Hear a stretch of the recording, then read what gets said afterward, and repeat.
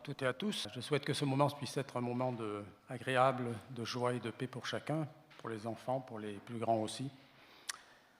La raison d'être ici présent dans ce lieu, c'est simple, c'est parce que nous avons pu identifier en Jésus celui qui est le chemin, la vérité, la vie. Et le chant que je vais vous inviter à chanter reprend ces paroles. Je suis le chemin, la vérité, la vie. Jésus est le chemin, la vérité, la vie. Et c'est cette voie que nous avons découverte et que nous avons voulu emprunter qui fait en sorte de mettre de l'ordre dans notre vie. Alors je vous invite à vous lever pour dire ensemble ce premier chant comme un chant de confiance, un chant de reconnaissance à Dieu pour ce chemin de vérité et de vie qu'il nous donne. Je vous invite à vous lever.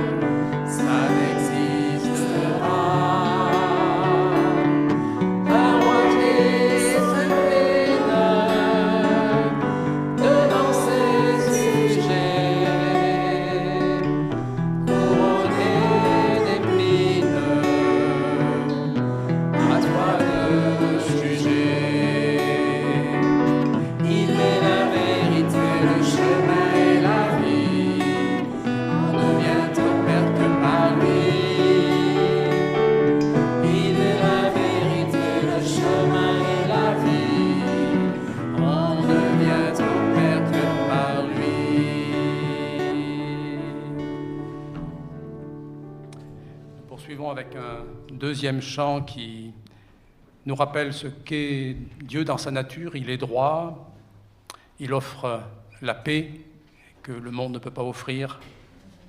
Il est la main aussi qui délivre de manière parfaite. Il est bienveillant, entre autres. Alors je vous invite à dire aussi cette reconnaissance à Dieu pour ce qu'il est dans sa nature et qu'il s'offre à nous avec cette nature auprès de chacun de nous.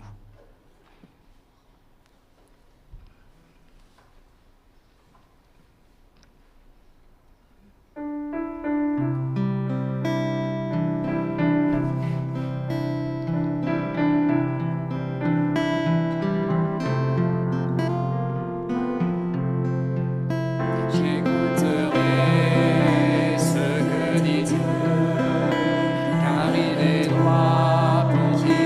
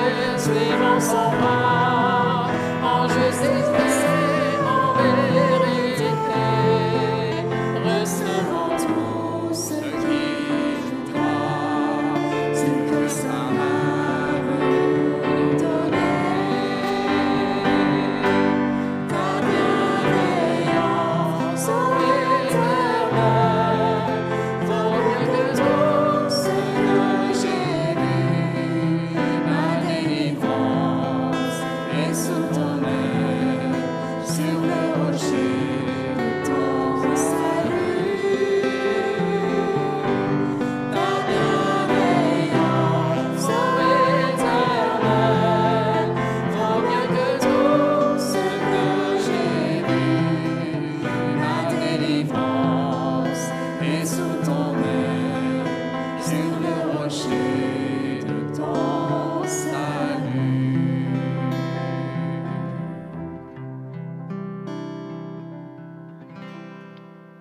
vous invite à prier. Oui, merci Seigneur pour ce salut unique que tu nous offres en Jésus-Christ. Merci pour ce chemin unique, cette vérité qui se distingue bien de tout ce que l'on peut entendre dans ce monde que tu représentes. Tu es celui qui est l'auteur de la création, mais de notre recréation aussi, en Jésus-Christ, par ton Esprit Saint. Sois loué Seigneur pour tes œuvres majestueuses, passées, présentes, celles que tu feras encore. Merci parce que tu veux être fidèle à ta création comme à tes créatures. Sois loué Seigneur pour ce que tu peux représenter pour chacun de nous, ce que tu as envie de représenter pour le monde. Seigneur, tu nous permets d'être reconnaissants, de recevoir ce que tu as donné. Tu nous demandes aussi de te servir. Tu réclames de nous des actes dignes de ton nom. Donne-nous de savoir être présents comme tu le veux, là où nous sommes. Et Seigneur, nous voulons nous remettre entre tes mains ce matin. Nous, les absents aussi, ceux qui sont malades en particulier, qui pourraient être là, mais qui ne peuvent pas au niveau de leur santé, et que tu puisses les bénir autant que tu puisses nous bénir, nous, petits et grands, ici aujourd'hui. Seigneur, merci pour ce que tu représentes aussi pour chacun, déjà maintenant. Et permets que tout ce qui pourra être vécu, notamment enseigné ce matin, auprès des enfants comme ici, puisse être reçu avec reconnaissance, à cause de ce que tu es. Sois loué, Seigneur, dans nos cœurs, dans notre esprit. Amen. Je vous invite à vous asseoir. Nous allons laisser les enfants aller avec Stan dans leur temps de culte. Pour ce début de culte, j'ai choisi quelques versets de la fin de l'évangile de Jean, au chapitre 21. Il s'agit d'un entretien entre Jésus et Pierre que vous connaissez bien. Mais il est bon peut-être de se le rappeler, je vous invite à l'écouter ou à le lire. Dans Jean 21, versets 15 et suivants. Il y a eu un repas entre les disciples et Jésus, et après le repas, Jésus s'adressa à Simon-Pierre. « Simon, fils de Jean, m'aimes-tu plus que ne le font ceux-ci » ?« Oui, Seigneur, répondit-il, tu connais mon amour pour toi. » Jésus lui dit, « Prends soin de mes agneaux. » Puis il lui demanda une deuxième fois, « Simon, fils de Jean, m'aimes-tu » ?« Oui, Seigneur, lui répondit Simon, tu connais mon amour pour toi. » Jésus lui dit, « Nourris mes brebis. » Jésus lui demanda une troisième fois, « Simon, fils de Jean, as-tu de l'amour pour moi ?» Pierre fut peiné, car c'était la troisième fois que Jésus lui demandait, « As-tu de l'amour pour moi ?» Il lui répondit, « Seigneur, tu sais tout, tu sais que j'ai de l'amour pour toi. » Jésus lui dit, « Prends soin de mes brebis. » Le même genre de questions qui sont adressées ici à Pierre, pourrait être adressé à chacun d'entre nous, peut-être au risque de l'agacement, comme c'est le cas un peu de Pierre. Mais peut-être c'est nécessaire de devoir peut-être entendre de manière répétitive ce genre de questions de la part du Seigneur à notre égard, parce qu'il y a tellement de choses qui peuvent nous tenter pour sortir de ce chemin. Il y a beaucoup de choses qu'on peut dire à partir de ce texte, parce que les mots qui sont utilisés sont parfois bien différents, parfois, les uns et les autres. Mais sans s'attarder là-dessus, puissions-nous percevoir au travers de cette insistance de Jésus avec Pierre, l'amour qu'il porte à Pierre, et au-delà de Pierre à chacun d'entre nous, en osant nous agacer pour nous faire entendre qu'effectivement, il y a quelque chose qui doit se passer entre lui et nous.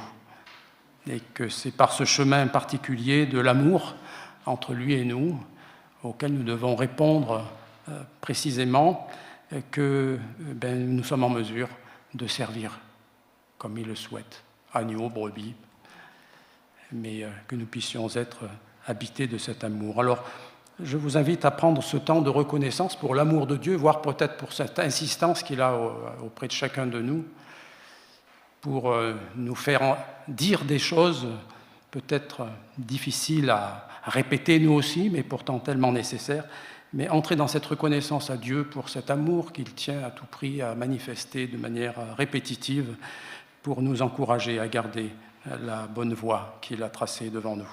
Et je vous invite à chanter plusieurs chants donc, qui vont dans ce sens de la reconnaissance. D'abord un chant tout simple, « Merveilleux amour, amour de Dieu pour moi », puissions-nous être réceptifs encore aujourd'hui, d'autant plus peut-être à cet amour qu'il a pour chacun de nous. Je vous invite à vous lever pour ce chant.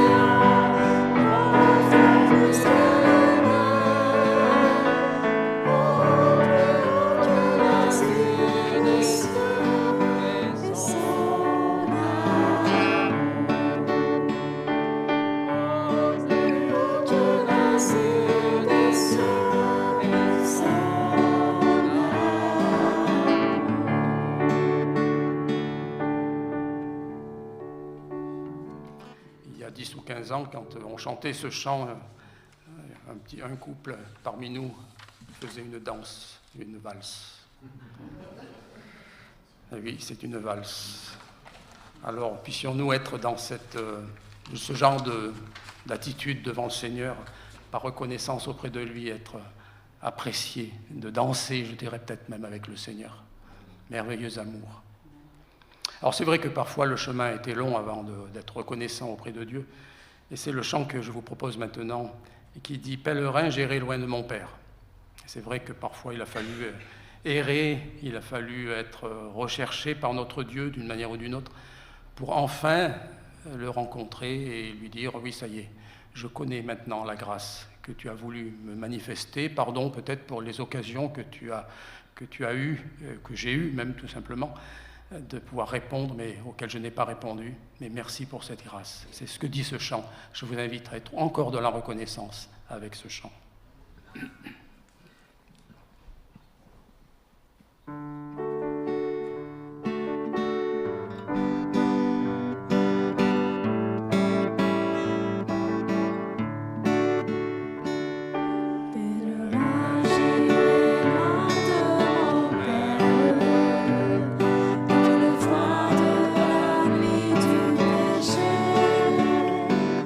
Maintenant je vis dans la lumière.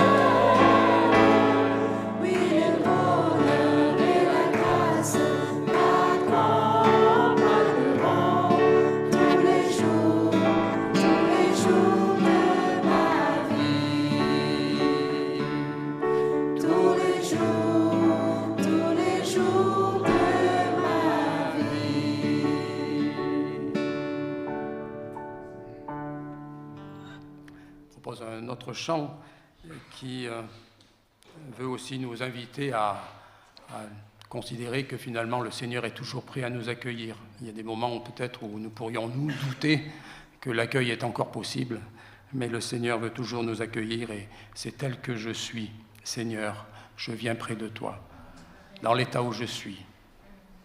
Parfois, encore une fois, peut-être cet état-là, il ne ferait pas plaisir à nous-mêmes, mais le Seigneur, il veut encore nous accueillir tel que nous sommes, parce que le chemin, il l'a tracé, c'est pour chacun de nous, et il ne revient pas là-dessus. Voilà, que nous puissions être dans l'adoration de notre Dieu pour cela.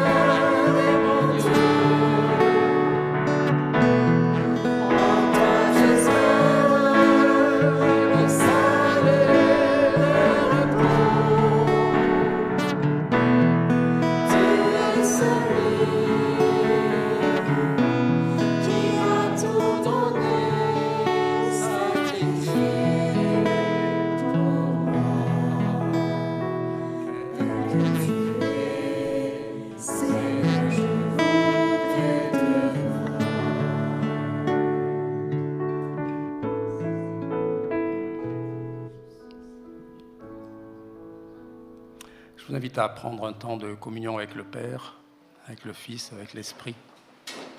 Dans un temps de prière libre, cela peut être des prières intérieures, bien sûr, des prières qui s'expriment à voix haute, mais puissions être dans cette communion avec Dieu. Oui, Seigneur, merci pour ce que tu représentes encore une fois pour chacun d'entre nous. Et merci pour cette patience que tu as envers nous, ce désir de voir les choses autrement, là où nous pourrions tellement être fixés sur une attitude et ne plus vouloir en bouger. Et bien, Seigneur, merci pour l'espérance que tu sèmes dans ce monde, à travers nous, l'Église, tout ce que tu envoies. Merci parce que, Seigneur, tu ne te lasses pas. Et même si parfois il y a des embûches, même si parfois il nous semble que le mal gagne de trop, nous ne pouvons que voir que la lumière persiste, est toujours là et jusqu'à ton retour. C'est une promesse que tu nous as donnée, de faire en sorte que cette œuvre commencée puisse aller jusqu'à sa fin. Alors merci Seigneur de pouvoir y participer dès maintenant. Amen. Amen.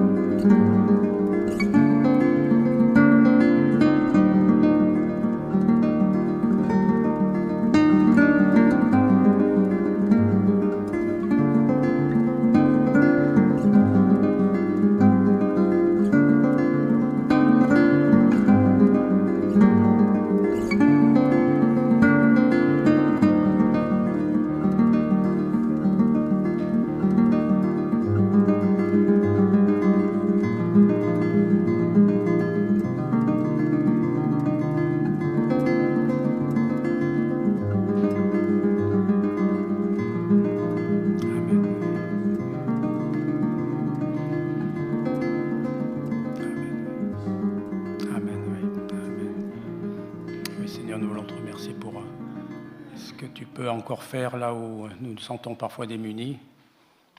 Notre sœur a parlé de la Colombie, comme tant de pays qui sont aujourd'hui en questionnement dans le gouvernement, dans la société, dans la liberté, dans la paix.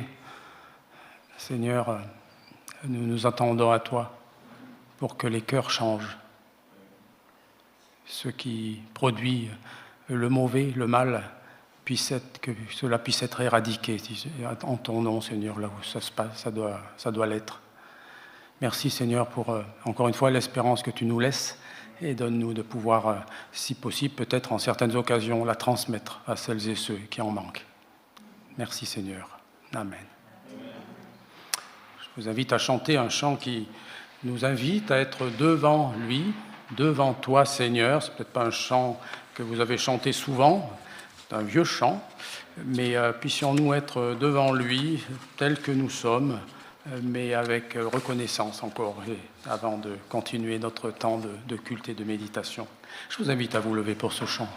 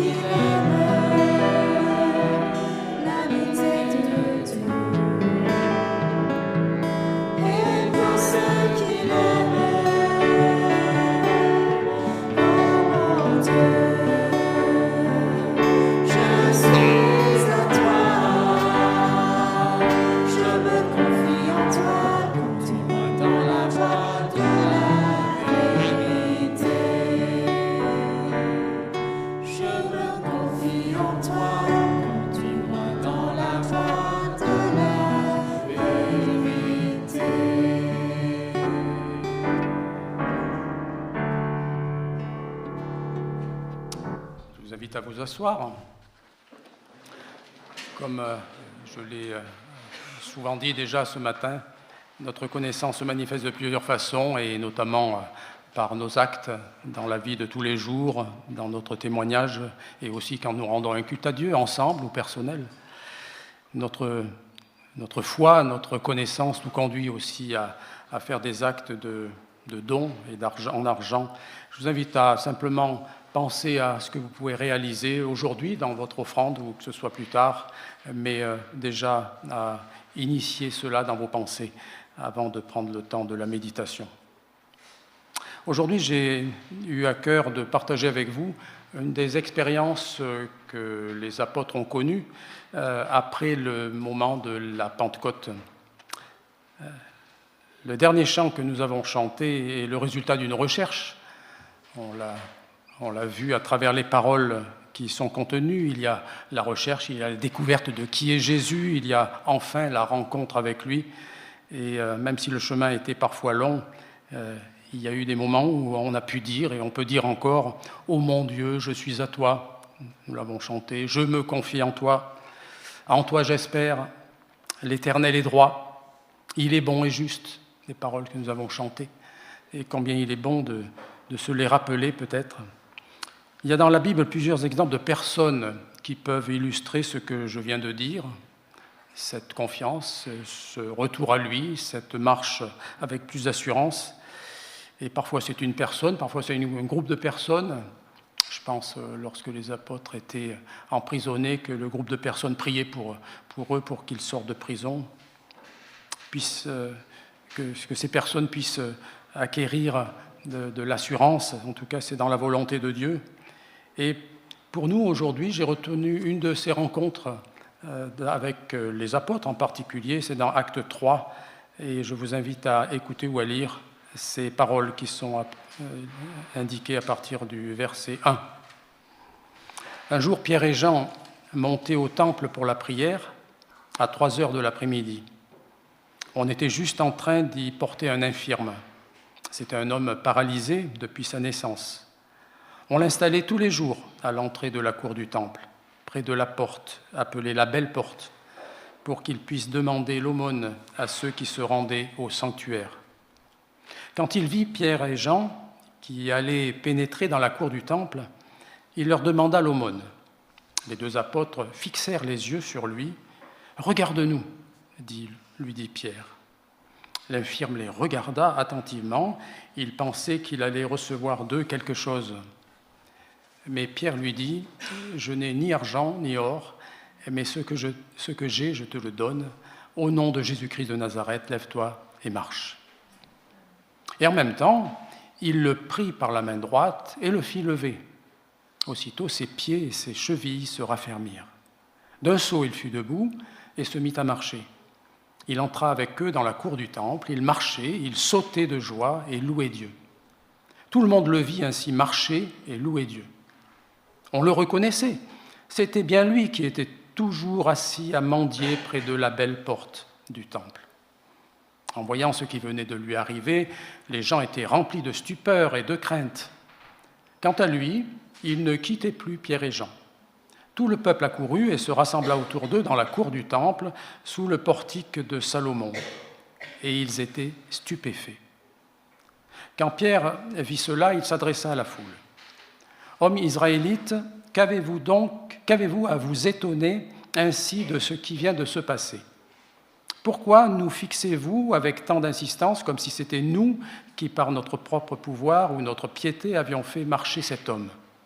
Non, c'est le Dieu d'Abraham, d'Isaac et de Jacob, le Dieu de nos ancêtres qui vient ici de manifester la gloire de son serviteur Jésus, ce Jésus que vous avez livré à Pilate et renié devant lui alors qu'il était décidé de le remettre en liberté. Oui, vous avez renié celui qui est saint et juste. À sa place, vous avez demandé comme faveur la libération d'un meurtrier. Ainsi, vous avez fait mourir l'auteur de la vie, mais Dieu l'a ressuscité, nous en sommes témoins. Et c'est parce que nous croyons en Jésus que la puissance de ce Jésus que nous avons invoqué a rendu à cet homme que vous voyez, que vous connaissez, la force de se tenir debout. Oui, cette foi, qui est efficace par Jésus, a donné à cet homme une parfaite guérison, comme vous pouvez tous vous en rendre compte. À présent, mes frères, je sais bien que vous avez agi sans savoir ce que vous faisiez, aussi bien vous que vos chefs. Mais Dieu a accompli de cette manière ce qu'il avait annoncé d'avance par tous ses prophètes, Le Messie qu'il avait promis d'envoyer devait souffrir. Maintenant donc, changez et tournez-vous vers Dieu et pour qu'il efface vos péchés. Alors le Seigneur vous accordera des temps de repos et il vous enverra celui qu'il vous a destiné comme Messie, Jésus. En attendant, il doit demeurer au ciel jusqu'au jour où l'univers entier sera restauré, comme Dieu l'a annoncé depuis des siècles par la bouche de ses saints prophètes. Ce texte, comme les autres que j'ai plus ou moins évoqués tout à l'heure en faisant référence aux rencontres possibles que Dieu a imaginées, fait écho en moi à une des expériences de mon ministère pastoral à son tout début, qui se passait pas très loin d'ici, à la Fondation John Boston en 1984, année mémorable, puisque c'est une année durant laquelle nous nous sommes mariés, Cécile et moi. Ça, c'est la parenthèse.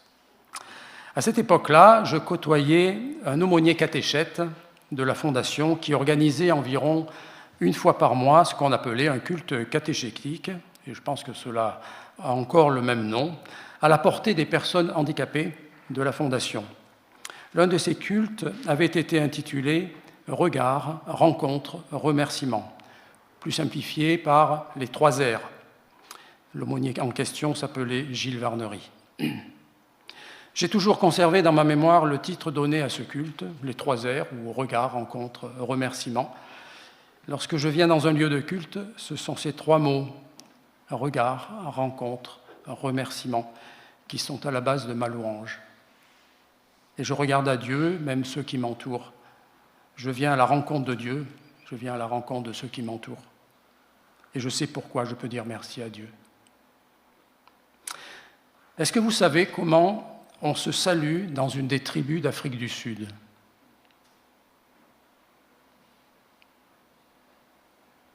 A priori non. Sawubona, ça vous dit quelque chose? Non plus. Ça signifie « je te vois ». Et derrière ce « je te vois », c'est « tu es important pour moi et je t'estime beaucoup ». Et si vous avez même vu le film Avatar, qui c'est qui l'a vu parmi vous? Il y a une tribu qui s'appelle les Na'vi de Pandore. Et au lieu de dire « je t'aime » les uns aux autres, ils avaient l'habitude de dire « je te vois ». C'est dans le film. Voir l'autre, c'est alors le reconnaître comme quelqu'un de très semblable à soi-même. Ceci dit, j'en viens maintenant à notre texte de méditation pour que la nouveauté de vie du mendiant paralytique commence, nous sachions qu'elle commence par un regard qui a été posé sur lui. Ce qui est intéressant et que je veux relever avec vous ce matin dans ce texte, c'est la diversité des regards. Peut-être que vous l'avez noté au passage en lisant ou en écoutant. La diversité des regards des uns et des autres. D'abord, on a installé cet homme tous les jours à l'entrée de la cour du temple, près de la porte appelée la Belle Porte, pour qu'il puisse demander l'aumône à ceux qui se rendaient au sanctuaire. Ici, point d'allusion à un regard. On apporte le mendiant, bien entendu, mais c'est devenu une telle habitude qu'on ne prête plus guère attention à cet homme. Il est là, mais on ne le voit pas.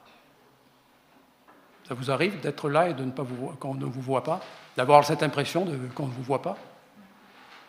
Moi, j'ai eu quelquefois des expériences comme ça. On file son chemin. On oublie où on est passé, on ne voit pas les personnes à nos côtés. Un regard absent. Verset 3, quand il vit Pierre et Jean qui allaient pénétrer dans la cour du temple, il leur demanda l'aumône. Ici, c'est le regard de l'homme qui est signalé. C'est un regard qu'il porte sur Pierre et Jean, tout comme il le porte sur chacune des personnes qui passent pour aller dans le sanctuaire, pour demander l'aumône. Un regard, je dirais, normal. Verset 4, les deux apôtres fixèrent les yeux sur lui. L'auteur du livre des Actes des Apôtres use d'un nouveau mot, différent du premier, pour préciser le genre de regard porté par les apôtres sur le mendiant. C'est un regard qui laisse entendre que Pierre et Jean s'attardent sur la situation dans laquelle se trouve notre homme. Ils s'intéressent à lui, plus que tous les autres passants. Et soi-disant, ces passants adorateurs de Dieu. Ce qui conduit Pierre à dire « Regarde-nous ». Troisième mot, encore différent. Et les apôtres demandent aux mendiants de les regarder.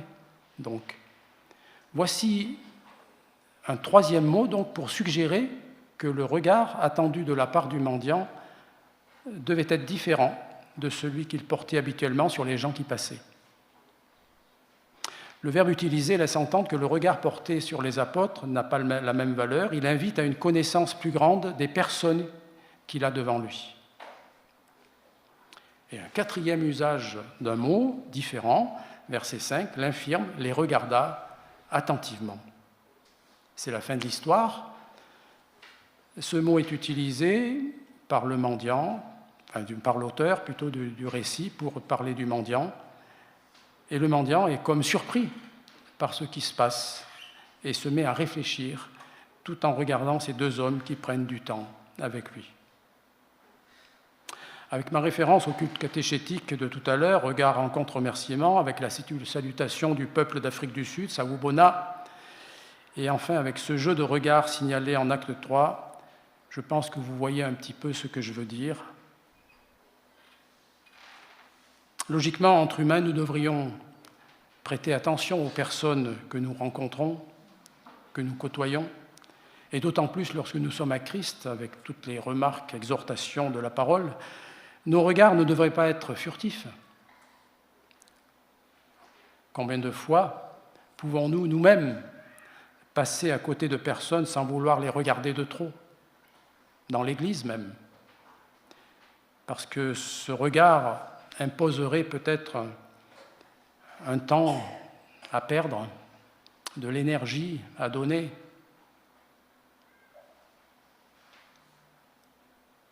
Il m'arrive bien sûr à moi aussi de ne pas vouloir m'attarder en certains moments auprès de certaines personnes parce que je sais combien ça va être du temps à passer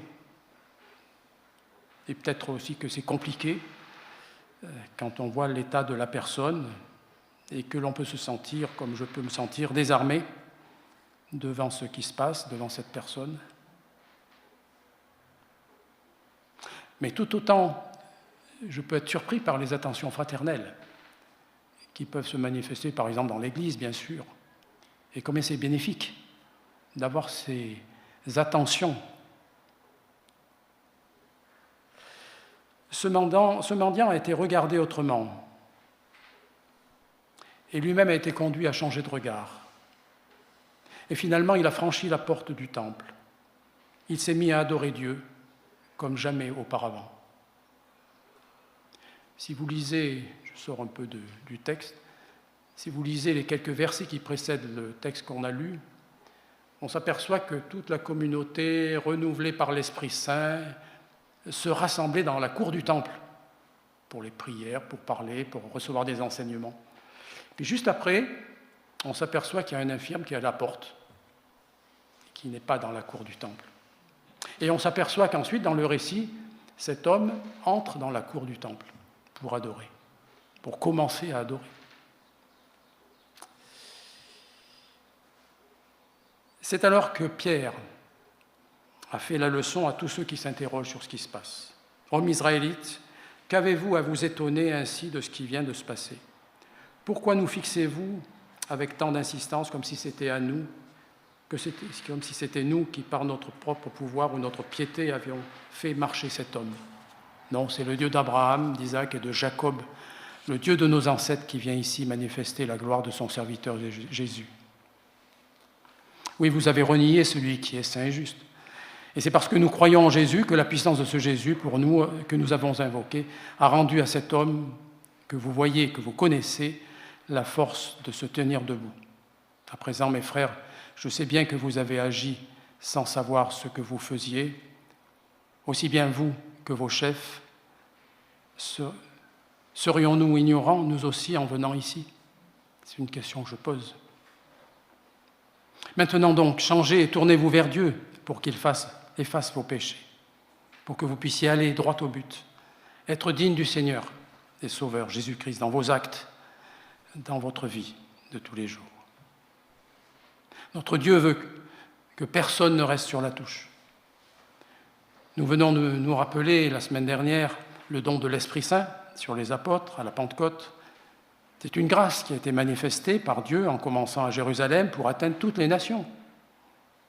Des enseignements clairs sur le salut en Jésus-Christ et des actes quelque peu inattendus vont être manifestés, que ce soit par l'intermédiaire des apôtres, mais aussi par d'autres, comme Lydia chrétienne et Philippe plus tard, et encore par d'autres, comme Priscille, Aquilas, et parfois des inconnus de passage, comme le prophète Agabus. Dieu veut que le salut en Jésus-Christ soit entendu et reçu sur la terre entière. J'ai parlé de regard, mais je ne voudrais pas que celles et ceux qui voient mal ou ne voient pas du tout se sentent exclus de cette action, de regarder. Car toute personne, même si elle ne peut pas percevoir ou donner même un regard sur l'autre, peut en apprécier la présence par la voix, par le toucher. Et c'est un message de bienfait, de bienveillance, voire tout simplement d'amour, qui peut alors être aussi manifesté que par un simple regard. Dieu veut que le salut en Jésus-Christ soit entendu et reçu sur la terre. Nous sommes appelés, que ne serait-ce que par un regard, un toucher, une présence, une voix. Dieu veut que nous puissions être de ces témoins de la grâce. Alors peut-être devons-nous entendre ces paroles de Pierre. Maintenant donc, changez, tournez-vous vers Dieu pour qu'il efface vos péchés. Alors le Seigneur vous accordera des temps de repos. En grec, l'idée c'est de rafraîchissement. L'attitude qui change, des temps de bienfait pour l'autre, mais pour soi-même, des temps de rafraîchissement. Il y a peut-être beaucoup de questions qui peuvent demeurer dans l'ombre, mais je pense que l'essentiel est dit avec ce récit. Qu'en est-il de notre regard? Qu'en est-il de notre foi? Qu'en est-il de nos habitudes, aussi pieuses soient-elles? Je vous invite à prier. Oui, Seigneur notre Dieu, merci pour l'exemplarité d'attitude que tu as à travers ne serait-ce que les apôtres, pour nous faire entendre peut-être une voie qui nous conduit à avoir nous-mêmes des actions qui te plaisent et qui te plaisent mieux, qui ne plaisent pas à nous-mêmes peut-être immédiatement, mais qu'on sait qu'ils doivent te plaire. Seigneur, nous avons parfois encore à nous laisser enseigner, nous laisser modeler pour être plus en mesure d'être comme tu le veux. Donne-nous d'être souples devant toi, auprès de toi. Que ne soyons pas simplement des demandeurs, mais des récepteurs. Donne-nous, Seigneur, d'être en mesure de recevoir de toi, tout simplement, sans demander, mais être prêt, en écoutant. Donne-nous de savoir prendre le temps qu'il faut. Et pardonne-nous toutes les fois où nous n'avons pas su, nous n'avons pas pu, nous n'avons pas voulu prendre ce temps. Garde-nous, Seigneur, de ne pas être, garde-nous d'être plutôt comme ceux qui passent tout en ayant connaissance de toi et qui passent à côté de l'essentiel. de cette relation particulière que tu as bâtie entre nous par ton amour. Seigneur, nous sommes devant toi, en toi nous espérons, nous l'avons chanté. C'est en toi que nous découvrons qu'effectivement il y a un message de vérité, une vérité qui n'est pas facile parfois à entendre, mais ô combien utile pour notre vie, pour ce que tu attends de nous. Seigneur, je veux te prier pour que tu nous donnes d'être de bons récepteurs, d'être prêts à tout entendre de ta part, pour que ces limites que nous fixons, nous puissions les déplacer et que justement tu fasses ton œuvre. Garde-nous d'être de ces religieux qui regardent à toi d'une façon et qui oublient des personnes sur le terrain. Merci pour ton aide, parce que par ton esprit, nous savons que nous avons besoin encore d'être éclairés dans bien des domaines, que ce soit nous, que ce soit l'Église, que ce soit les lieux dans lesquels tu nous as placés. Et garde-nous de fixer des limites là où toi, tu n'en vois pas. Merci pour ton aide, encore une fois. Amen.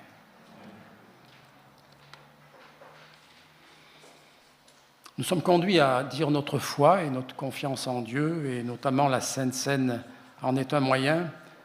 Avant de prendre la scène, je voudrais vous raconter une histoire qui est une sorte de parabole que l'on attribue à Charles Péguy, un auteur de la fin 19e, début du 20e, que vous avez entendu d'une autre manière, je pense.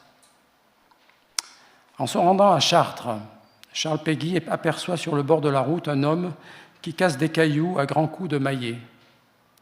Les gestes de l'homme sont empreints de rage, sa mine est sombre. Intrigué, Péguy s'arrête et demande « Que faites-vous, monsieur ?»« Vous voyez bien, lui répond l'homme, je casse des pierres. » Malheureux, le pauvre homme ajoute d'un ton amer « J'ai mal au dos, j'ai soif, j'ai faim. Et je n'ai trouvé que ce travail pénible et stupide. »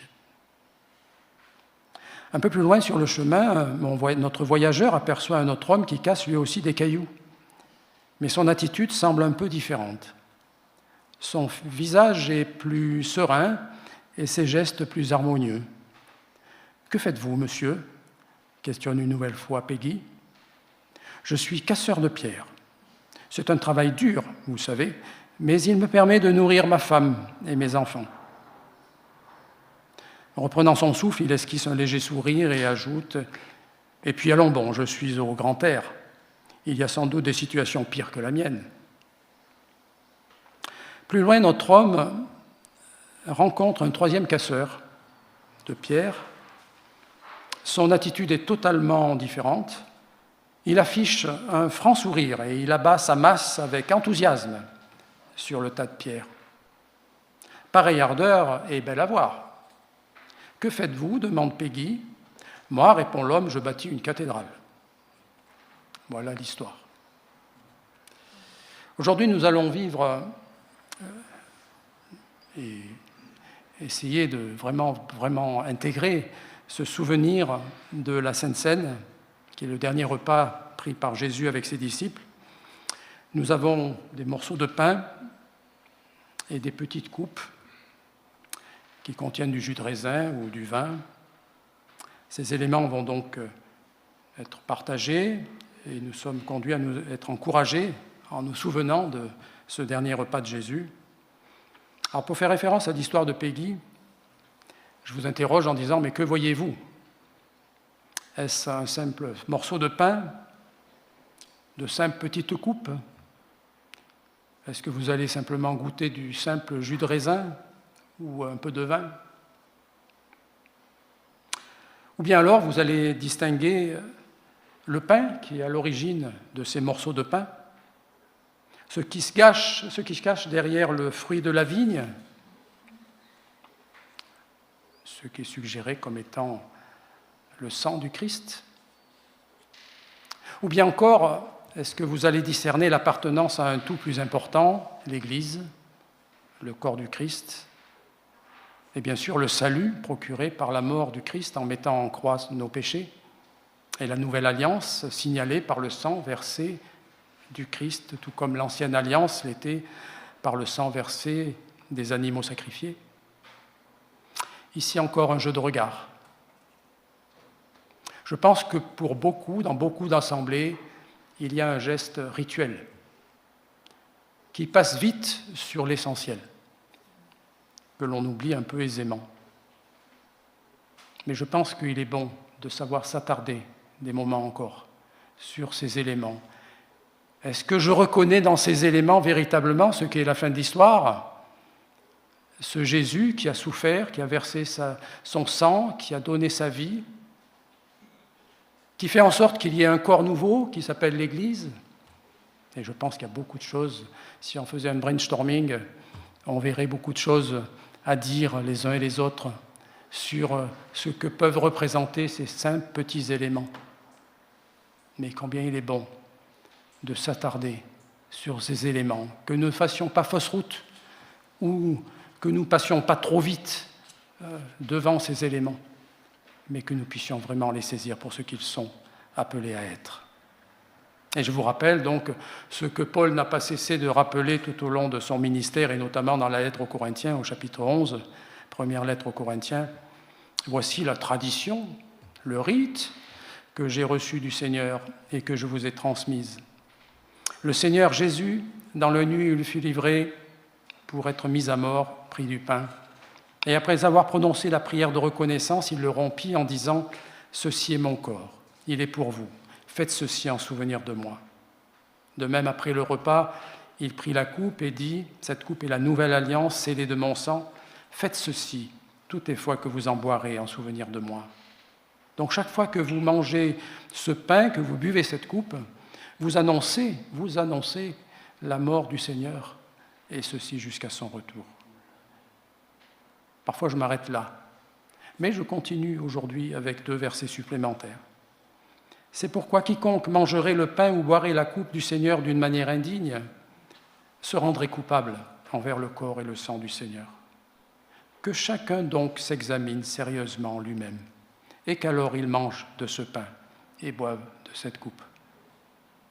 Que le Seigneur nous conduise dans l'adoration, dans la reconnaissance, en prenant ces éléments. Je vous invite à prier. Oui, Seigneur notre Dieu, merci pour, encore une fois, tous ces textes qui devraient et qui sont appelés à nous faire sortir de nos habitudes pour que nous prenions bien soin de saisir tout le sens qui y est contenu. Et que par inspiration de ton esprit, tu as donné aux auteurs de ces livres, de ces lettres. Bon, qu'aujourd'hui encore, nous puissions saisir tout le prix que tu as payé en Jésus pour qu'aujourd'hui il y ait un témoignage de vérité, de bienveillance, d'amour dans ce monde. Seigneur, tu nous visites régulièrement, personnellement. Tu nous visites régulièrement dans nos églises, par ta parole, par les témoignages. Seigneur, tu nous connais et nous te connaissons que partiellement, même si parfois c'est plus, parfois c'est un peu moins. Tu permets que nous puissions être toujours plus davantage en mesure de te plaire. Alors Seigneur, aujourd'hui encore, merci pour ces éléments qui prennent un sens fort dans nos vies, de ce pain, ces coupes. Merci pour ce souvenir que tu nous permets d'avoir. Merci aussi pour cet envoi que tu nous lances pour nous faire entendre que, oui, nous avons un message à porter jusqu'à ce que tu reviennes. Merci pour la grâce que tu nous fais d'être un corps bien articulé dès l'instant où nous comprenons le sens de ce que tu as vécu pour nous. et que nous désirons t'honorer en prenant ces éléments. Oui, Seigneur. Amen. J'appellerai Jackie, et j'appellerai que 2 personnes aujourd'hui parce qu'on est moins nombreux. Si Olivier, tu veux bien aider aussi dans ce service de la scène.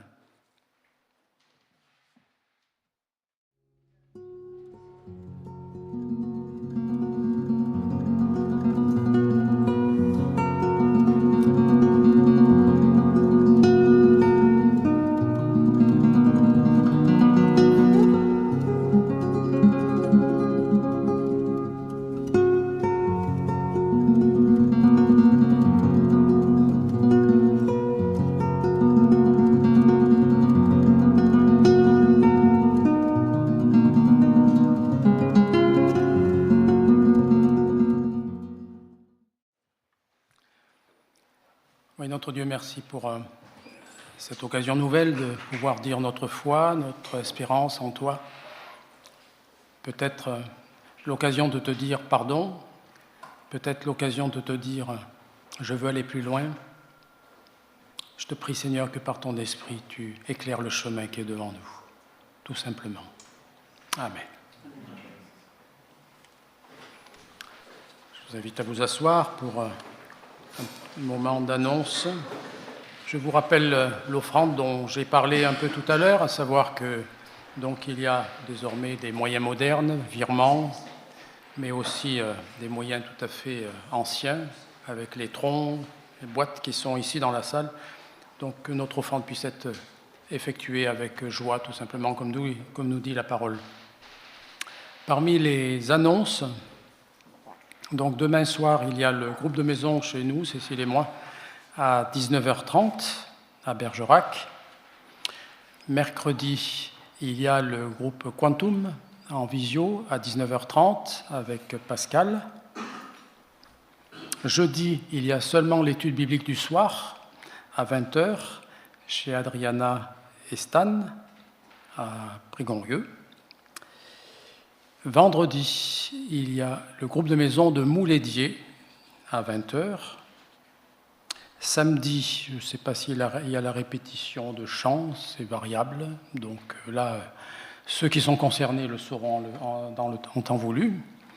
Mais le soir, il y a le groupe de jeunes à 18h30, ici dans l'église. Dimanche, le culte pour les enfants, comme ici dans la salle. Et une présentation du sel et de la course des héros qui, elle, aura lieu le dimanche suivant à l'UNAS. C'est Olivier qui conduira ce genre d'information, mais de culte aussi, donc dimanche prochain. Pour le 14 juin, donc, le dimanche qui suivra, il y aura cette course des héros, donc ce sont les jeunes en particulier qui vont courir, en espérant qu'il ne fasse pas trop chaud, suite au pique-nique.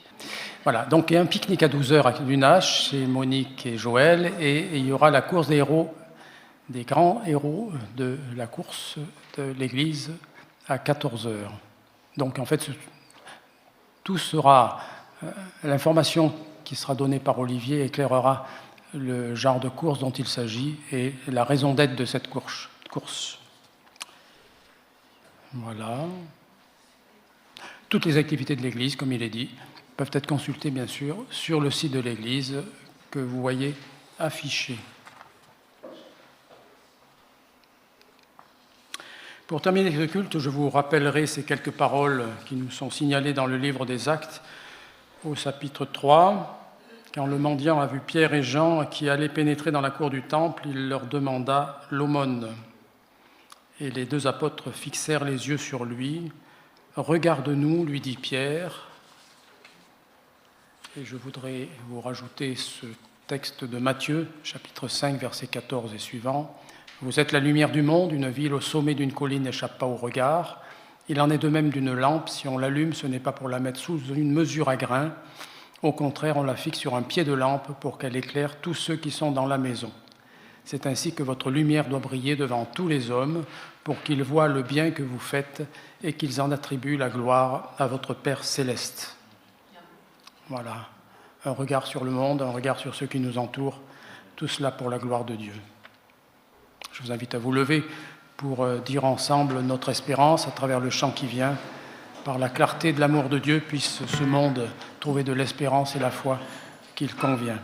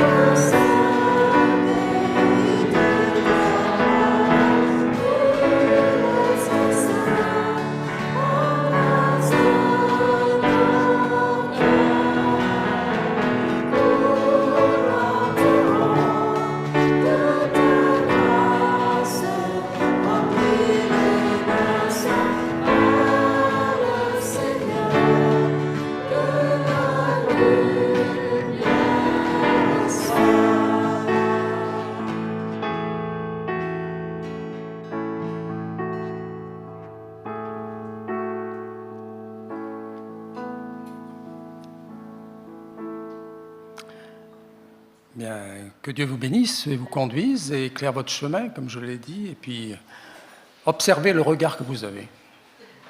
Voilà, et que Dieu puisse être honoré par votre regard. Soyez bénis. Amen.